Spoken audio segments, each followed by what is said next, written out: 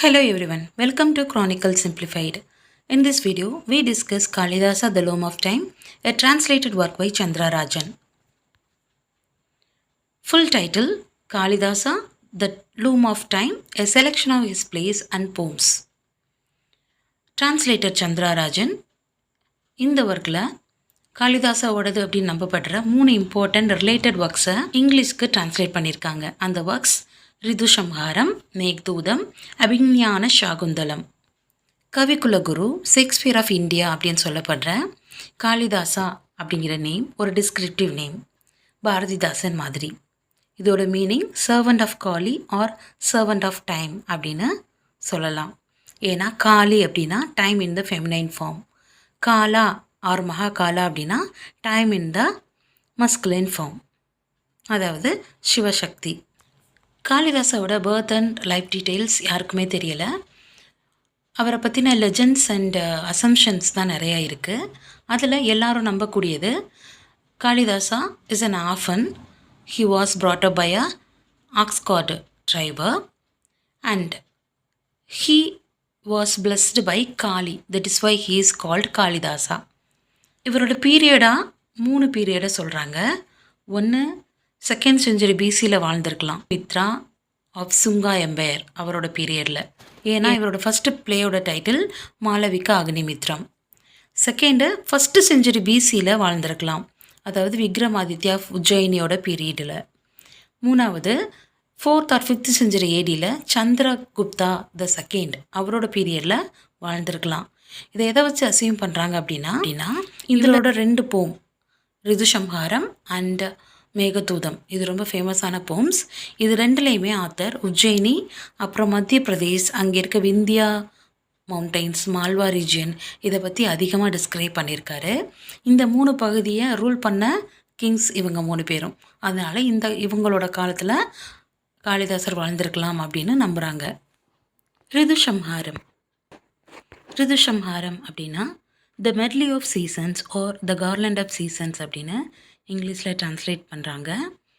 ரிது அப்படின்னா seasons, some அப்படின்னா gather, ஹாரம் அப்படின்னா கார்லேண்ட், அதுவே சம்ஹாரம் அப்படின்னு சொல்லிட்டா டெத்து. ஸோ இதில் key idea, nature is immortal, human life is mortal அப்படின்னு சொல்கிறது. இது ஒரு லிரிக்கல் போம். இதில் 6 கேண்டோஸ் இருக்குது. ஒவ்வொரு கேண்டோவையும் ஒவ்வொரு இந்தியன் சீசனுக்கு டெடிகேட் பண்ணியிருக்காங்க. Indian seasons: Vasant ritu spring, Grishma ritu summer, Varsha ritu monsoon, Sharad ritu autumn, Hemant ritu pre winter, Shishir ritu winter. So சம்மரை பற்றின கேண்டோவில் 28 ஸ்டான்சாஸ் இருக்குது. Monsoon 28 stanzas, autumn 26 stanzas, pre winter 18 stanzas, winter 16 stanzas, spring 28 stanzas. இந்த போம் சம்மர் சீசனில் ஆரம்பிக்குது. ஆத்தர் ஒவ்வொரு சீசன்லையும் நேச்சரில் வர சேஞ்சஸை லவ்வர்ஸோட ரிலேஷன்ஷிப்பில் இருக்கிற சேஞ்சஸ்க்கு மெட்டஃபராக யூஸ் பண்ணியிருக்காரு. For example, first summer season is characterized by intense heat, dry landscape and wilting nature. So எப்படா மழை வரும் அப்படின்னு வெயிட் பண்ணிகிட்ருப்போம் இல்லையா, அது மாதிரி லவ்வர்ஸ் இன் செப்பரேஷன், பிரிஞ்சிருக்க காதலர்கள் எப்போ தான் இன்னொருத்தவங்களை சந்திப்போம் அப்படின்னு வெயிட் பண்ணிகிட்ருப்பாங்களாம். இது 2ஐயும் சிம்பாலிக்காக ஆத்தர் சொல்லியிருக்காரு இந்த ஃபஸ்ட்டு கேண்டோவில். So summer is used as a metaphor for lovers in separation. Second, monsoon season.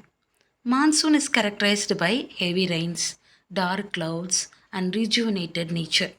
So மழை வந்தோன்னே எல்லாமே ஈரமாயிரும், எல்லாமே பசுமையாக மாறும். அது மாதிரி லவ்வர்ஸ் ஒன்றா சேர்ந்த உடனே அவங்க ரொம்ப சந்தோஷமாக இருப்பாங்க, அவங்களோட கஷ்டம்லாம் அவங்களுக்கு மறந்து போயிடும். ஸோ இதை 2ஐயும் ஆத்தர் ரிலேட் பண்ணியிருக்காரு. So here monsoon is used as a metaphor for united lovers. எப்படி மழை வர்றப்போ நம்ம ரொம்ப எக்ஸைட்டாக ஃபீல் பண்ணுவோமோ, அதே மாதிரி அவங்க ஒருத்தர் சந்திச்சுக்கிறப்ப ரொம்ப எக்ஸைட்டடாக ஃபீல் பண்ணுவாங்க அப்படிங்கிற மாதிரி கம்பேர் பண்ணியிருக்காரு. Third season, autumn. Autumn is characterized by clear skies, blooming lotuses and serene moonlight ambience. So autumn அப்படின்னா நம்ம சொல்லுவோம் இலையுதிர் காலம் அப்படின்னு. ஸோ இந்த பீரியடில் எப்படி இருக்கும், ரொம்ப ரம்மியமாக இருக்கும், அழகாக இருக்கும் அப்படின்னு நம்ம சொல்லுவோம். அதே மாதிரி இப்போ லவ்வர்ஸ் அவங்க 2 பேரும் ஒன்றா சேர்ந்துட்டாங்க. இப்போ they are spending time together. So அவங்களோட எமோஷன்ஸை இன்னும் கொஞ்சம் இன்டென்சிஃபை பண்ணுதான் இந்த சீசன். அதுதான் இதில் சொல்லியிருக்காரு. So autumn season is portrayed as a intensifier of love feelings. Next prewinter சீசனோட characteristics cool breezes, ripening crops and a transitional atmosphere. அதாவது அறுவடை காலம். இப்போ என்ன பண்ணுவாங்க, எல்லாத்தையும் அறுவடை பண்ணி ஃப்யூச்சருக்காக சேர்த்து வைப்பாங்க. அதே மாதிரி லவ்வர்ஸ் என்ன பண்ணுவாங்களாம், ஒன்றா சேர்ந்த லவ்வர்ஸ் அவங்களோட ஃப்யூச்சருக்கான தாட்ஸில் மூழ்கி இருப்பாங்களாம். So winter season and its characteristics are connected with the lovers planning for their future. Next winter season. Winter season is characterized by cold and cozy settings. அதாவது குளிர்காலத்தில் அந்த லவ்வர்ஸ் என்ன நினைப்பாங்களாம், 2 பேரும் ஒருத்தரை விட்டு இன்னொருத்தர் பிரியாமல் ஒன்றாவே எப்போவுமே இருக்கணும் அப்படின்னு நினைப்பாங்க. ஸோ அந்த மாதிரியான தாட்டை இந்த விண்டர் சீசன் அவங்களுக்குள்ள உருவாக்குமா, அதை தான் ஆத்தர் சொல்லியிருக்காரு. Next season spring is characterized by blossoming flowers in vibrant colours and call of cuckoos and singing birds. So இந்த மாதிரி ரொம்ப ரம்மியமாக இருக்கிற இந்த சீசன் லவ்வர்ஸோட காதலை இன்னும் அதிகப்படுத்தும் அப்படிங்கிறாரு author. Amplify their joy and sensuality. So this poem portrays nature and human emotions as interconnected. எப்படி நேச்சரில் வர்ற மாறுதல்கள் லவ்வர்ஸோட எமோஷன்ஸை கொஞ்சம் கொஞ்சமாக மாற்றுது அப்படிங்கிறத சொல்லியிருக்கார் author. With seasons acting as metaphors for the stages of love. So love ரிலேஷன்ஷிப்பில் இருக்க டிஃப்ரெண்ட் ஸ்டேஜஸ். ஃபஸ்ட்டு செப்ரேட்டட், அப்புறம் யுனைட்டட், அப்புறம் ஸ்பெண்டிங் டைம் டுகெதர், அப்புறம் planning for the future and enhancing their intimacy and their love for each other. So இந்த மாதிரி ஒவ்வொரு ஸ்டேஜ்லேயுமே நேச்சரோட இம்பேக்டு அதிகமாக இருக்குது அப்படின்னு ஆத்தர் சொல்கிறாரு.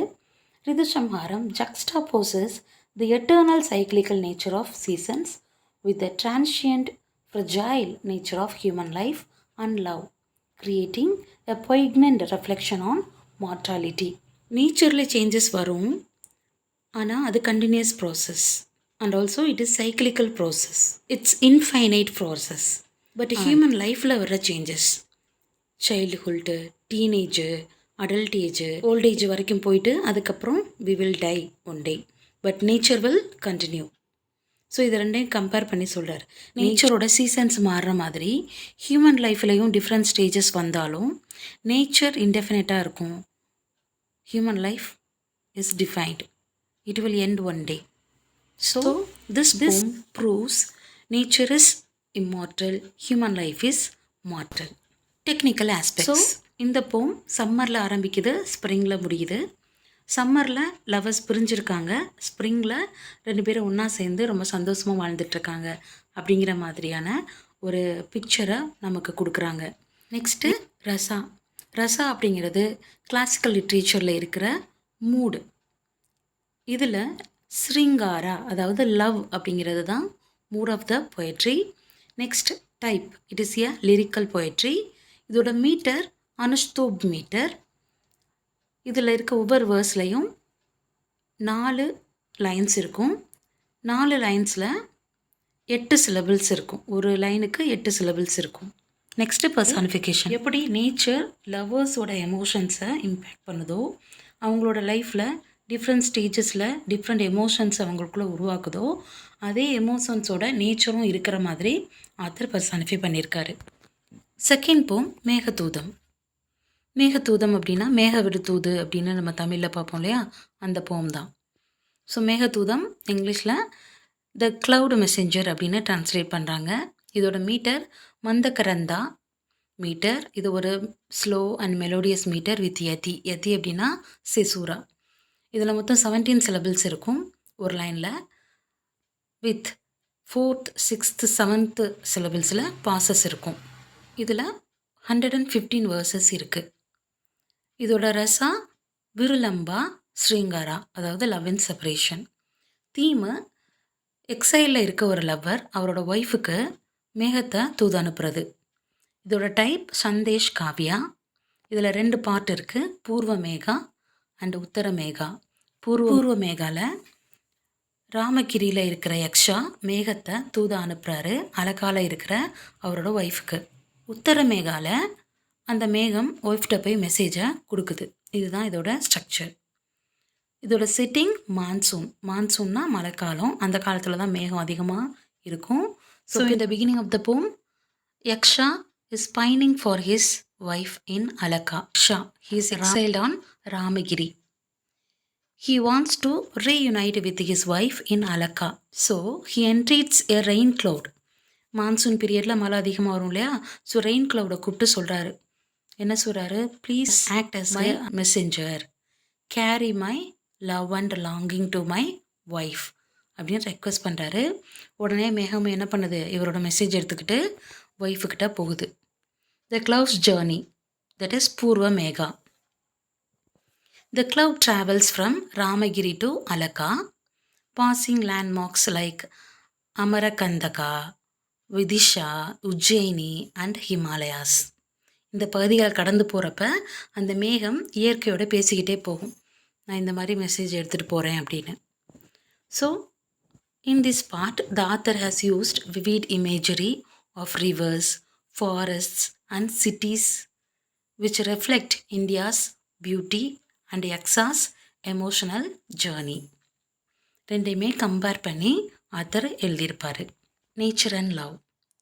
The cloud is adorned with lightning and rain.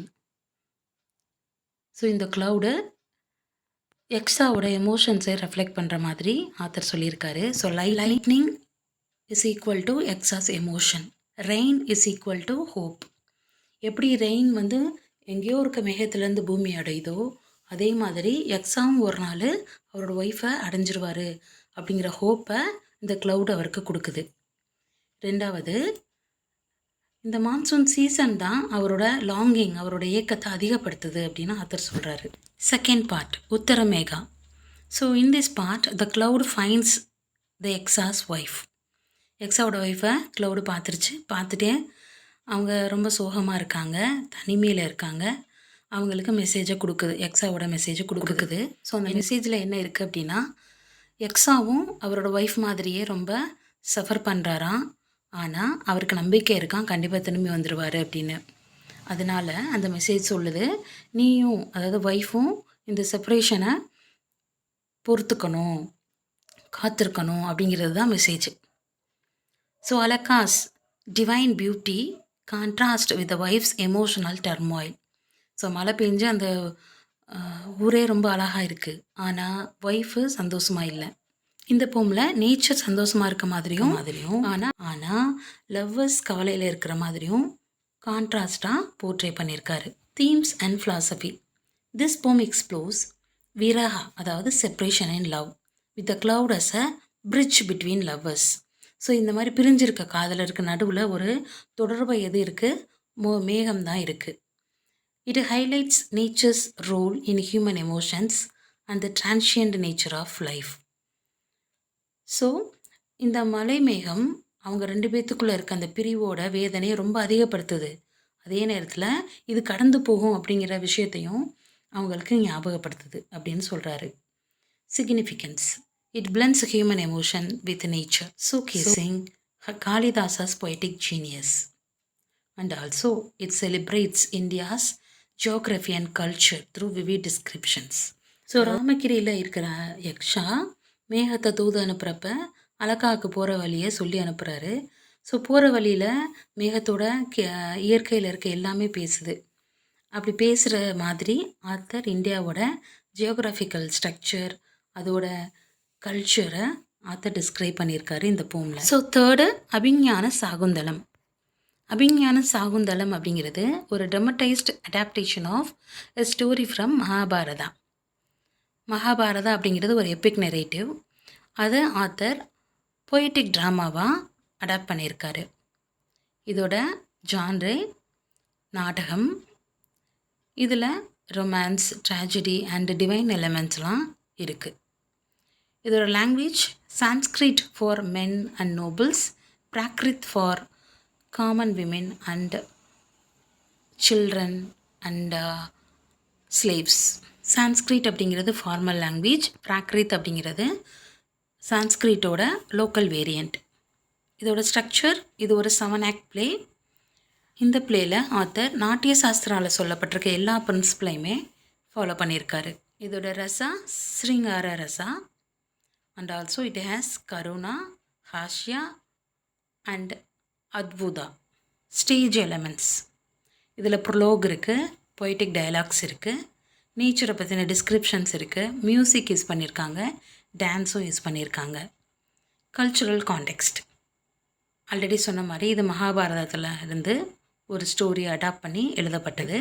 Themes love, separation, recognition, fate and human divine interplay. List of characters. First character Shakuntala. இவங்க தான் heroine. இவங்களோட ஒரிஜினல் அம்மா அப்பா விஸ்வாமித்ரா அண்ட் மேனகா. இவங்கள வளர்த்தவர் கான்வா. இவங்க துஷ்யந்தாவை காந்தர்வ கல்யாணம் பண்ணிக்குவாங்க.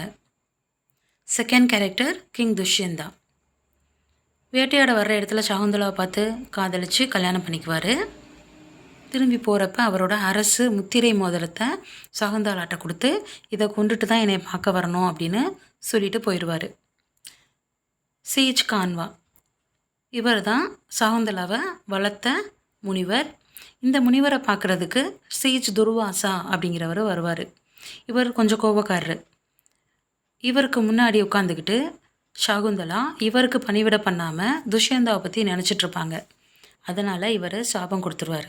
என்னென்னா, அந்த ரிங்கை துஷ்யந்தா பார்க்குற வரைக்கும் உன்னைய மறந்து போயிடுவான் அப்படின்னு சாபம் கொடுத்துருவார். அடுத்து ஃபிஷர்மேன். இந்த ஃபிஷர்மேன் தான் சாகுந்தலா தொலைக்கிற அந்த ரிங்கை கண்டுபிடிச்சி துஷ்யந்தாட்ட காட்டுவார் ஃபஸ்ட்டு. நெக்ஸ்ட்டு அனுஷ்யான் பிரியம்பதா. இவங்க 2 பேரும் சாகுந்தலாவோட ஃப்ரெண்ட்ஸ். மாதவியா, இவர் ஒரு காமெடியன். இவர் துஷ்யந்தாவோட கோர்ட்டில் இருக்கார். சரங்கரவா, ஷரத்வதா, இவங்க 2 பேரும் கான்வாவோட ஸ்டூடெண்ட்ஸ். இவங்க 2 பேரும் தான் சாகுந்தலாவை ஹஸ்தினாபுரா துஷ்யந்தாவோட நாட்டுக்கு கூட்டிகிட்டு போவாங்க. மேனகா சாகுந்தலாவோட உண்மையான அம்மா. தேவதை, இவங்க ஒரு தேவதை. துஷ்யந்தா எனக்கு ஞாபகம் இல்லை அப்படின்னு சொல்லி சாகுந்தலாவை ஏற்றுக்க மாட்டேன்னு சொல்கிறப்ப சாகுந்தலாவை கூட்டிகிட்டு போய் மரிச்சா அப்படிங்கிற ஒருத்தரோட ஹெர்மிட்டேஜில் ஆசிரமத்தில் தங்க வைப்பாங்க. சேஜ் மரிச்சா, இவர் ஒரு முனிவர். இவரோட ஆசிரமம் ஹஸ்தினாபுரத்தில் இருக்குது. பரதா, சாகுந்தலாவுக்கும் துஷ்யந்தாவுக்கும் பிறக்கிற பையன். So act 1. Dushyanta hunting arrives at Kanva's ashram and meets Sakuntala. They fall in love. Her friends tease her, setting a romantic tone. So act 1ல் துஷ்யந்தா வேட்டைக்கு வர்றாரு, சகுந்தலாவை பார்க்குறாரு, 2 பேரும் காதல் பண்ணுறாங்க. ஆக்ட் 2. துஷ்யந்தா அண்ட் சகுந்தலா காந்தர்வ கல்யாணம் பண்ணிக்கிறாங்க. துஷ்யந்தா கொஞ்ச நாளில் சகுந்தலா விட்டுட்டு அவரோட நாட்டுக்கு திரும்ப போகணும். அப்படி போகிற டைமில் அவரோட ராயல் ரிங்கை, அதாவது முத்திரை மோதிரத்தை சாகுந்தலாட்ட கொடுத்துட்டு இதை கொண்டுட்டு என்னை வந்து பாரு அப்படின்னு சொல்லி விட்டுட்டு போயிடுவார். ஆக்ட் 3. சாகுந்தலா துஷ்யந்தாவோட நினைப்பிலே இருப்பாங்க. அப்போ துர்வாச முனிவர் அங்கே உணவுக்காக காத்திருக்காரு அப்படிங்கிறத மறந்துடுவாங்க. அதனால் துர்வாச முனிவர் அவரை ஏற்கனவே ரொம்ப கோபக்காரரு, சாபம் கொடுத்துருவார். நீ யார் நினச்சிட்ருக்கியோ அவங்க உன்னைய மறந்து போட்டும், அந்த மோதிரத்தை அவங்க திரும்ப பார்க்குற வரைக்கும் அப்படின்னு சாபம் கொடுத்துருவார். ஆக்ட் 4. சாகுந்தலா இப்போ ப்ரெக்னென்ட் ஆயிடுவாங்க. இதை தெரிஞ்சுக்கிட்ட கான்வா ஹஸ்பண்டை அனுப்பி வைக்கணும் அப்படின்னு சொல்லிட்டு அவரோட 2 ஸ்டூடெண்ட்ஸோட சாகுந்தலாவை ஹஸ்தினாபுராக்கு அனுப்பி வைப்பார். ஹஸ்தினாபுராவுக்கு போகிற வழியில் ரிவரில் சாகுந்தலா அந்த மோதிரத்தை தொலைச்சிருவாங்க. அந்த மோதிரத்தை ஒரு மீன் முழுங்கிரும். ஆக்ட் 5. சாகுந்தலா துஷ்யந்தாட்ட போய் சொல்லுவாங்க, நான் ப்ரெக்னெண்ட்டாக இருக்கேன், நான் தான் உங்கள் ஒய்ஃபு அப்படின்னு சொல்லுவாங்க. ஆனால் துஷ்யந்தா அவருக்கு மேலே தான் சாபம் இருக்கு இல்லையா, அதனால் அவர் உன்னை யாருன்னு எனக்கு தெரியாது அப்படின்னு சொல்லி அனுப்பிடுவார். ஸோ ரொம்ப சோகமாக வர்ற சாகுந்தலாவை அவங்களோட அம்மா மேனகா கூட்டிகிட்டு போய் மரிச்சா அப்படிங்கிறவரோட ஆசிரமத்தில் விட்டுருவாங்க. ஆக்ட் 6. ரிவரில் விழுந்த அந்த ரிங்கை ஒரு மீன் முழுங்கிரும்னு சொன்னேன் இல்லையா, அந்த மீனை ஒரு ஃபிஷர்மேன் பிடிச்சிருவார். அதை கட் பண்ணி பார்க்குறப்ப அதுக்குள்ளே துஷ்யந்தாவோட ராயல் ரிங் இருக்கும். அந்த ராயல் ரிங் அடையாளம் பார்த்த உடனே ஃபிஷர்மேன் அதை கொண்டு வந்து துஷ்யந்தாட்ட காட்டுவார். அதை பார்த்த உடனே துஷ்யந்தாக்கு சகுந்தலாவோட நினைவு வந்துடும். ஆக்ட் 7. சகுந்தலாவோட ஞாபகம் வந்த துஷ்யந்தா சகுந்தலாவை தேடி போவார். தேடி போகிறப்ப மரிச்சாவோட ஹெர்மிட்டேஜில் சகுந்தலா இருக்கிறத கண்டுபிடிச்சிருவார். அங்கே போகிறப்ப அவருக்கு குழந்தை பிறந்திருக்கும். அந்த குழந்தையோட பேர் தான் பரதா. ஸோ 3 பேரும் ஒன்றா சேர்ந்துருவாங்க. இவ்வளோ தான் இதோட story. Time as emotional catalyst. இந்த 3 ஒர்க்குமே ரிலேட்டட் ஒர்க்குன்னு பார்த்தோம். இதை ரிலேட் பண்ணுற ஒரு factor time. Time shapes love's trajectory intensifying longing in Meghadutam. அதாவது செப்பரேட்டட் லவர்ஸுக்குள்ளே இருக்கிற ஏக்கத்தை அதிகப்படுத்துகிறதும் டைம் தான். Testing endurance in Abhijnana Shakuntalam. இங்கே ஹஸ்பண்ட் அண்ட் ஒய்ஃபுக்குள்ளே வர பிரிவை அதிகப்படுத்தி அதோட கஷ்டத்தை அதிகப்படுத்தி அவங்களோட காதலை செக் பண்ணுறதும் டைம் தான்.